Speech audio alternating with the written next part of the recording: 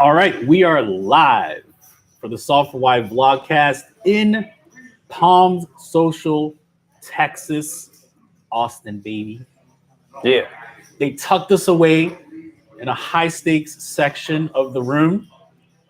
And they said, do your podcast, do your vlogcast. They were like, what's a vlogcast? I was like, okay, it's kind of like a vlog and a podcast put together, but it's like 90% podcast, 10% vlog. And they were like, what's a vlog? And I was like, okay, like, you know, with the internet, like, it's kind of like a new thing. There's a Bitcoin on there.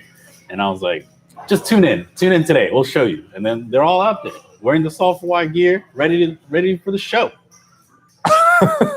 They're ready for the show, man. And I told them the big show is my man, Matt Berkey, in the building. You've been here at Palm Social 30 of the last 48 hours. I don't know, man. I haven't slept much, that's for sure. Somehow, I've averaged 5 hours of sleep over the last 3 days, but my recovery, according to my WSOP app, is in the 90th percentile. I don't understand. You're a Superman. No, I don't think so. You have like a... I think it's broken. No, I think WSOP is doing just fine. I think we're advertising too many other products in here, and they should be paying us money. We got WSOP, we got a little bit of Starbucks, we got what the Ghost. Ghost. Brought to you by Ghost Pre-Workout. Yeah, it's a little bit too much, man. I don't know. We're about to start cutting some checks. You know what I'm saying? All right. So, speaking of cutting checks. Speaking about cutting checks, I was gonna get to that. You don't take my punchline, baby. Bro, you've been gone for months, man. I took the host role. You know, you're rusty. I think the people would disagree with me being rusty. But big story of the week broke yesterday. Everybody's being called a hoe. HOE. Yes. Garden tool. Listen, I have always used HOE. Not that I use it a lot. That's wrong. But drives me insane. But I mean, it's just, I don't know. Listen. Okay. So Dan Bilzerian gets signed by GG Poker. Lit news. It was a kind of big deal. I don't get it. You don't get the sign? No, I don't get why I don't understand why it's news. This is Dan Bilzerian. So what? The biggest name in our industry, according to most. Okay. Okay. Most people outside of poker that are not pros would say Dan Bilzerian is the biggest name in poker, period. Hands down. Okay. He's won the most money in poker. He says he got all his money from poker. And the lifestyle he lives now is based on his success in poker, right? Sure. Has nothing to do with his super wealthy father who embezzled hundreds of millions. Yes. I can't even say it's allegedly because I think he got convicted. Yeah, he was in jail. So like my man Paul Bilzerian is out there, but he did his thing. You know, he did his thing. He took care of his, and I ain't no snitch, so I don't know what he did. All right. So shout out to Paul out there. Sure, you know? Yeah. Man, I need to go to the Cayman Islands too. You know what I'm saying? It's probably pretty nice out there. You need to chill out. All right. So Dan gets signed by GG, right? The debate is this a good sign, as in sign like him signing? Sure. For poker, right? A lot of people were like, no, he is misogynistic. He is degrading to women, things like that. Other people are like, all right, well, he's the biggest name in poker. You want more people in the game. This is a route that you have to go. And now we're here. Initially, I was like, okay, I think it's a good move for GG. This is like a really big name. Recreationals are like, hey, like, I like Dan. I follow him on Instagram. Like, I want to live that life. Like, maybe I'll just fire up some high stakes and try to make some money, you know? People in the poker industry, some of which are, you know, women, you know, came out and were like, no, this is not cool. We saw Vanessa Subs come up, saw Vanessa Cade fire at Dan, and Dan eventually responded. We'll get to that as well. What's your take, man? I feel like I'm still on the side that I think it's kind of good. I don't really have a hot take here. I don't think. I always find sponsorship deals to be weird. Like, it never seems like the juice is worth the squeeze. I can't imagine what Bilzerian signed for, but I'm sure it's big numbers. Yeah, like 7 figures for sure. Yeah, I assume it's definitely $1 million, over $1 million. Yeah, for sure. So it's like, okay, as far as like marketing dollars go, is this the best allocation of them? I don't know. He has huge reach. He's a massive influencer, right? He has millions of Instagram followers, maybe tens of millions even. Can't really recall off the top of my head. I think he has like somewhere between 4 and 10. Okay. That's pretty big. You know, if you could get someone like The Rock to sponsor your brand, yeah, that's got to be worth a lot, because if you can capture, you know, a fraction of a % of his audience, that's big business to you. So business-wise, it makes a lot of sense. He has huge reach, and you know, he kind of promotes a lifestyle that's the old school drug, sex, and rock and roll type of, you know, maybe a little bit more modern, but like gambling's a big part of that, you know. What I don't understand is he's American. They don't have an American market. A lot of their biggest names are American. Mm-hmm. Strange to me. I know that there's a lot of, you know, sketchy things that can occur, be it RTA, or not RTA, help me out here. VPNing. VPNing or whatever the case may be. There are ways to get on the site and play. Fine. Okay, so maybe you want to capture that gray area of people who are willing to bend the rules. Awesome. I think they're doing a great job. The counter to this is, what's the PR for GG long run then, whenever they're willing to basically say, we're not going to hold our brand ambassadors to any sort of moral standard? And I think that's the bigger question is, should a major company like GG be cognizant of the fact that they aren't taking the moral high ground in who they align themselves with? Okay, so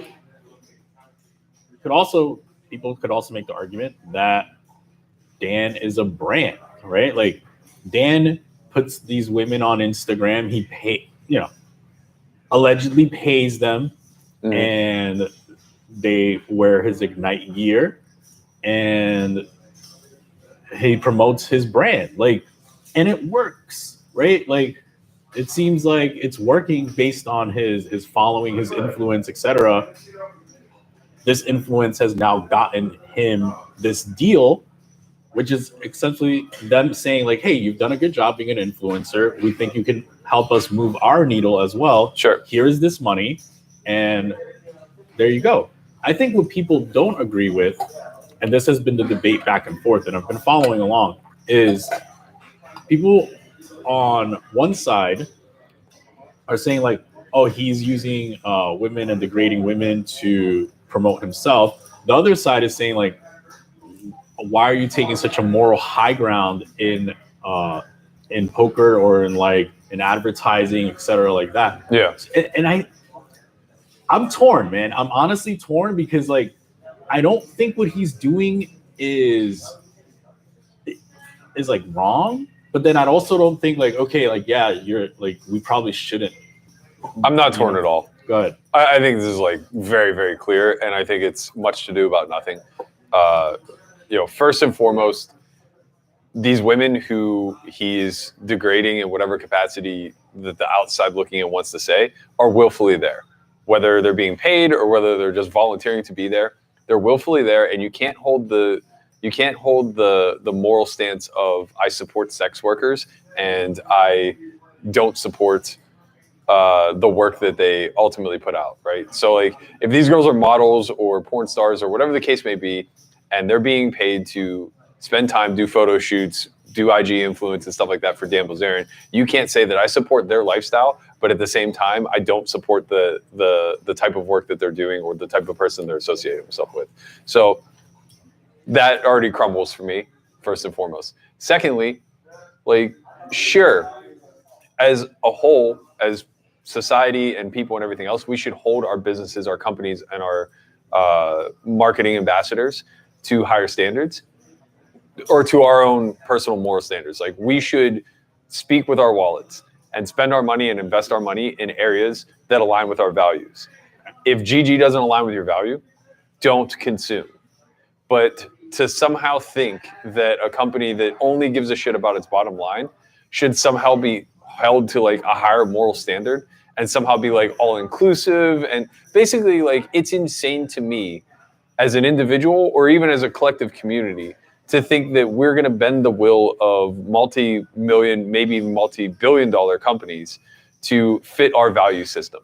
There's just no reason why there should be an alignment there. They don't give a shit about us, and they don't give a shit about our values. Their number one goal is to increase bottom line, and the only way to do that is to get outside of this community, not to be inclusive. So like, we're talking about totally different things. The community's in an uproar saying like, we're working hard to get more inclusive with women. This is degrading, and this is just a terrible PR move for GG. And it's like, I agree. We are as a community working harder to be inclusive. I agree. This is degrading to women as a larger point. I disagree that this is a terrible PR move for GG. It's a genius one. They're going to get more revenue out of this. Yeah. They're going to get their money's worth. They're going to expand their network. They're going to continually distance themselves from the high stakes pro who is, standing on a soapbox preaching morality and social justice. And they're going to continually get more and more inclusive for the Dan Bilzerians of the world and those in his outer circle. So I think what the poker pros in the poker community, maybe the Twitter poker community, right, is saying is that maybe they're tired of being viewed as like this second-class citizen, right? And these signings continue to spread that message of, we're just like gamblers that like don't provide any value to the world, and they're just like kind of just living life, absorbing things and not outputting value to the world, right? So these signings of like a Dan Bilzerian, not only are they degrading, but they're also like continuously suppressing what maybe their own self-worth of like how they want to be perceived as like actual professionals, actual intellects, etc. Okay. How do you view that? So what? All right. Don't be in the industry, right? Like, you have a choice. Everybody gets to be what they project. And I don't think that it's the responsibility of people who, I shouldn't even say people, I should say like entities, right? Because we're talking about GG, we're talking about stars, we're talking about party poker. Right. And it's like their morality and value system is going to be heavily incentivized by bottom line, not by some sort of more, the Bible isn't the starting point for the foundation of these companies, right? That's not in their code of ethics necessarily. Okay. All they give a shit about is running a fair game and increasing bottom line. And a lot of them don't even give a shit about running a fair game. So it's like, if we as a community aren't going to police even the keeping it a level playing field and being sure that we're operating in a system where we're constantly getting a fair game and everyone gets at least a fair shake at developing into a professional, then why on earth are we going to start debating about the morality of what the companies represent or what it even represents to be a poker player? Who cares if people see you as a degenerate gambler? That's a choice we make when we choose this lifestyle, right? Like, I'm going to present myself in the most business-like sense that I possibly can because that matters to me. Yes. But if the world around me doesn't want to view it that way, I can't control that. I can either get into an industry where I get the validation I'm looking for, or I can just accept the fact that there are a lot of bonuses to living this lifestyle, specifically freedom, financial and otherwise, that I wouldn't get if I was working a 9-to-5. So maybe I should anchor myself in the things that make me happy rather than trying to get external validation. Do you think that the community as a whole likes to effectively like call the shot of who should get the limelight and who shouldn't get the limelight? And I'm thinking about a specific instance where Tim Ferriss was looking for a poker player to go on his podcast and discuss like being a poker player, investing, and things like that. And like when that came out, I kind of already knew where he was going because of the connection that certain people have to Silicon Valley in the industry. And a lot of people were like, oh, have Fedor, have Ike, have certain other people in the high roller scene that were at the time being, you know, highlighted by the normal poker goes, etc. He ended up going with Phil Hellmuth. Sure. And to me, that seemed like a very natural move for him because they both are in the same circles, right? They're both in the Silicon Valley circles.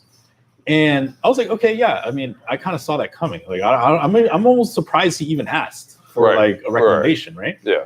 And the community was like, again, in an uproar of like, oh, Phil Hellmuth doesn't deserve it. He's arrogant, all these things. And do you think that's a problem? I felt like it kind of was a problem. It's like, you know, Phil Hellmuth is in that circle. He's probably like very 1 or 2 degrees away from Tim Ferriss if they don't know each other already. And I was like, okay, like it's fine. I think almost any promotion is kind of okay in that scenario where I think that the community was like, well, we want an intellect in there because like that's a major podcast and it could promote us in a positive light. And I don't think that that's the motive though. I think the motive is more so that industry leaders want to be able to, sure, they want to be able to put our best foot forward and lead with our best and brightest, but they also want to reward those that they feel are deserving and punish those that they feel are not. But the fact of the matter is, there's a reason why Hellmuth gets this opportunity, right? And sure, a lot of it is chance. A lot of it is good fortune. He was popular when major companies were putting millions and millions of dollars around building characters. So yes, he's one of the lucky few, alongside Daniel, Esfandiari, and a handful of others, that just get to be relevant for decades and make 7 figures off of other opportunities due to that fact. But we can't slight them for that. You know what I mean? It's like, it's not their fault. And they've remained relevant enough. They've done all the right things to keep the pieces in place in order to continue to give themselves an opportunity to be a part of these investment teams, be a part of the Tim Ferriss pod. It's like, it's not a slight against Ike that he didn't get invited. It's just a byproduct of, you know, name recognition and a long-standing resume and everything else. And it's like the next wave will eventually occur. It won't ever be as big because we don't have money pushing us. But eventually, like, you know, the Galfons of the world and the Polks and the Ikes and et cetera, they're going to get into their 40s and they're going to become worthwhile podcast guests. And it's not that they're not already. It's just they're going to become more known because they're going to do other things. They're going to do bigger things outside of poker. So I think that, like, effectively, and this probably happens a lot in most industries, right? We kind of live in a silo where we think that no other market is anything like ours. But they almost all are. All of them have industry leaders. All of them have, like, the inability to agree upon whose word should be followed and, like, who should actually be forefronting any sort of movements.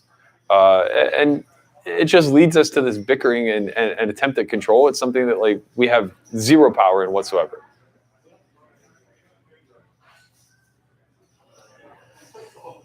The reason I'm thinking about this, right, is because I think the pros at this point want to not be viewed as degenerates that are just taking money away from people that actually provide things to the world. And your take is we can't change the narrative. Right. Right? But doesn't the narrative change slowly, right? Like, as we, like, effectively what people would say, all right, I'm going to scratch that topic because I don't even want to talk about that because I think we kind of already discussed it.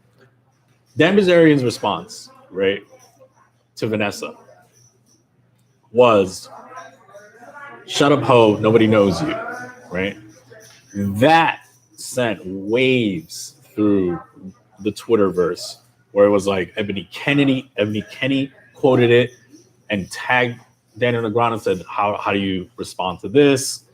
Vanessa was like, whoa, like, what, thank everyone for the support of, like, they started bashing Dan Bilzerian. People started calling Bilzerian misogynistic again and saying, like, look, proof's in the pudding. Like, look at this, right? A heads up challenge started brewing this morning. They were like, my man from ACR, the ACR CEO was like, I'll back Vanessa versus you. Vanessa ends up saying like, I don't want to like hurt his ego. It's already fragile. And like, if I beat him heads up, like the brand's going to go down. Things started heating up. There might be another heads up feud in the mix. Sure. His response though.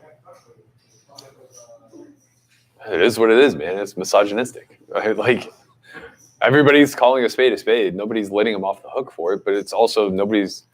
Isn't this just on brand though? Yeah, 100% it's on brand. So it's like, what are we talking about here? Are we talking about like, should some one person be held liable for the fact that America celebrates misogyny? Right? Like, it's just never going to work that way. And I agree, like, steps need to be taken to change the culture. And, you know, I feel like in the last few years, they probably have. But we've also gotten to this apex of, like, PC culture, where we swung so hard the other way now, and we're attempting so hard to cancel people, that now guys like Dan Bilzerian become uncancelable. They have to do something so egregious, right? They have to, like, Harvey Weinstein somebody before we can actually cancel them, because it just sounds like we're shouting at windmills. Yeah. You know, it seems like the people who want to see systemic change across the board and see people treated more equally and see, you know, women not held in such a sexist light and things of that nature, they're so nitpicky about all the little things. They try to cancel every single tiny little thing that comes to be.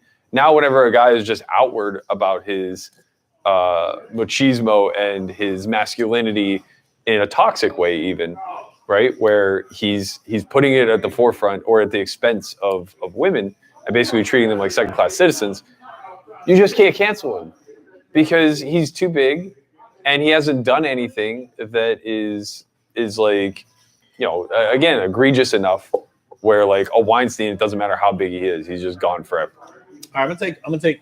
I'm not saying I stand in this. What I'm about to say, like I stand here. I'm just gonna make an argument, right? I'm not so sure Dan is like that misogynistic, because what I see, right, is him paying to have this like flex culture, Sure, right, which has been like the thing, right? If you go on Instagram, everybody's trying to flex, right? Everybody's trying to like big up someone. No one can big up Dan Bilzerian right now. He pays these women allegedly to like have around him. He like has the sickest house, right? He has the sickest girls, the sickest guns, the sickest cars, the sickest like body, right? And who's gonna flex on Dan Bilzerian, right? So this is what he's created this image, right? So far, it hasn't been tarnished. But why are we kind of like? No, it's very tarnished, and it's at the expense of women for sure. So it's definitely misogynistic. But how is the okay? I'm trying to be educated on this. I'm not like arguing. Yeah, I understand. How is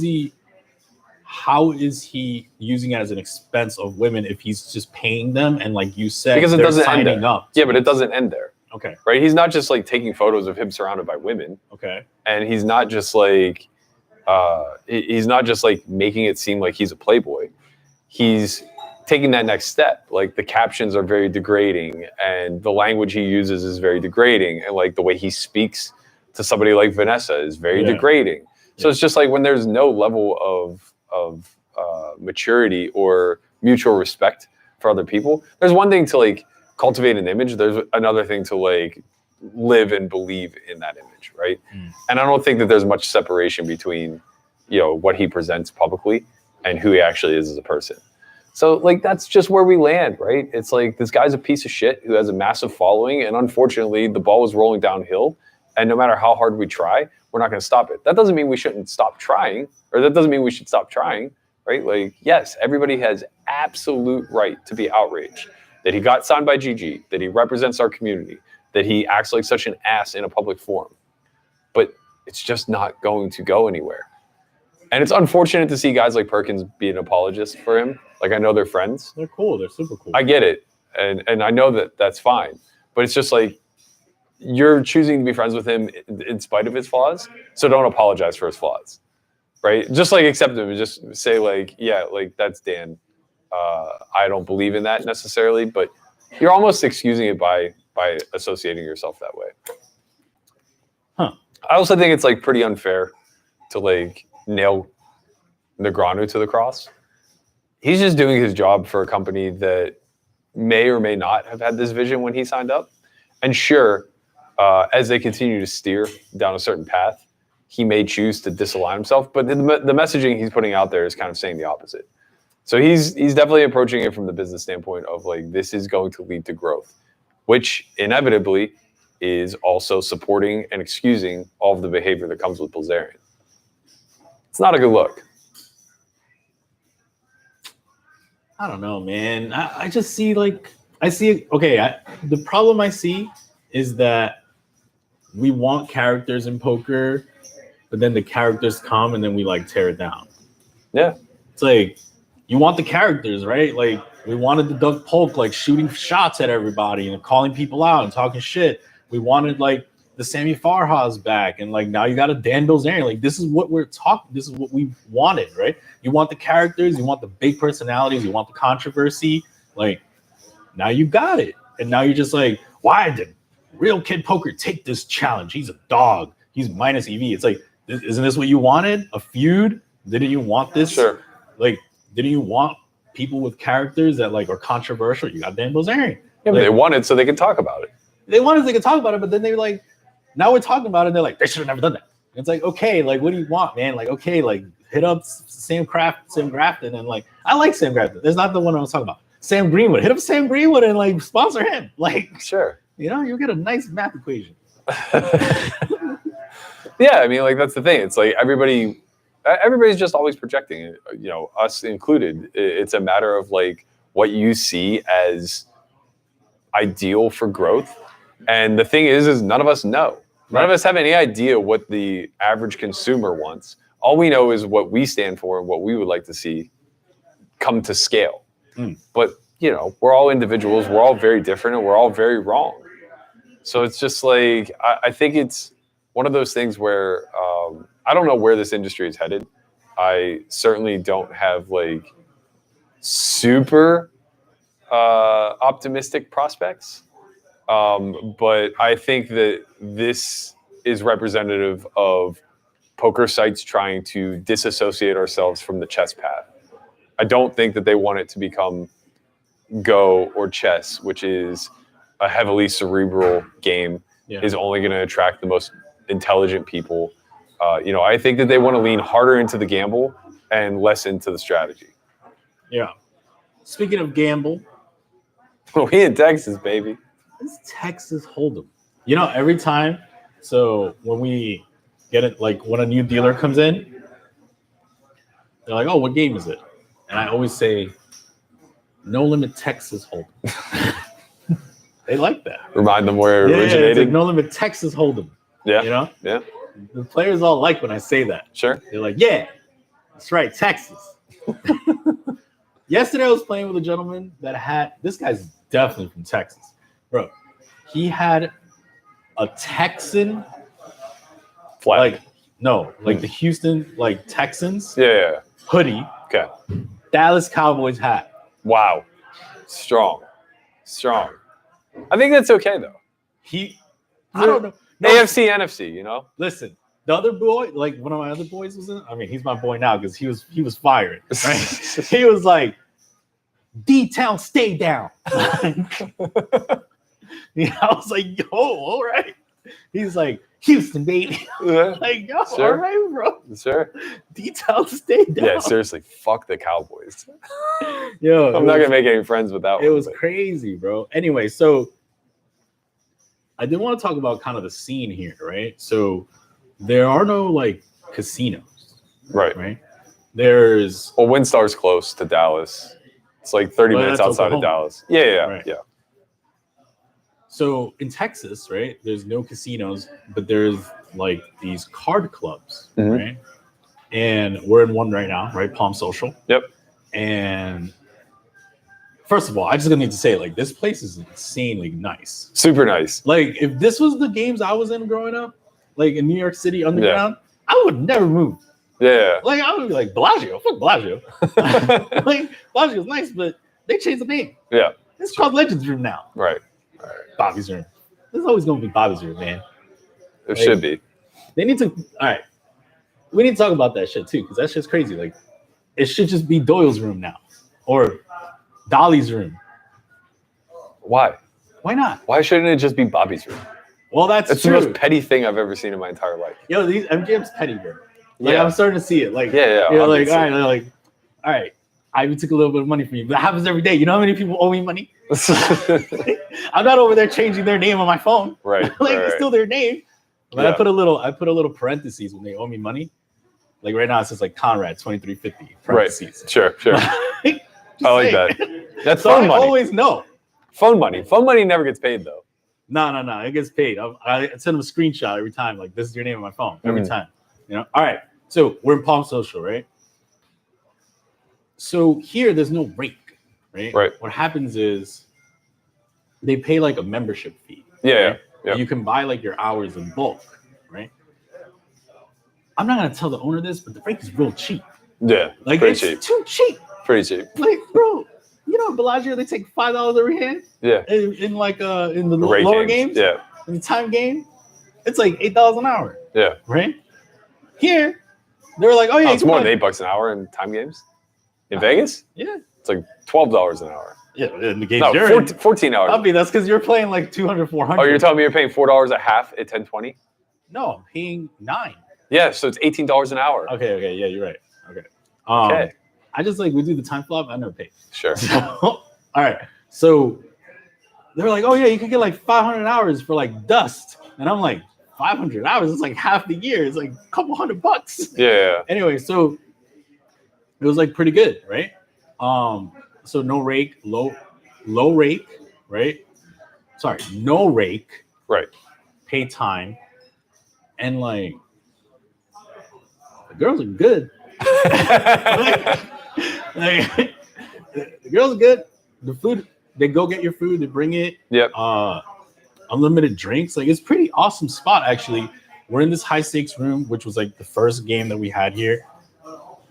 This could be the new Legends room. This is super nice, honestly. Yeah, this is our second trip to Austin, and both experiences have been pretty great. I think it's like really shocking to see how they just turn a strip mall into like an upscale card room. Yeah, it's really wild. Like, we're literally in a storefront, mm-hmm. but the place is super secluded. Well, sorry, not secluded in the sense of where it's located, because again, it's in the strip mall. But like, it's there aren't windows. Like, effectively, like, it's very private, well put together, feels pretty safe. They have an armed guard, which is nice.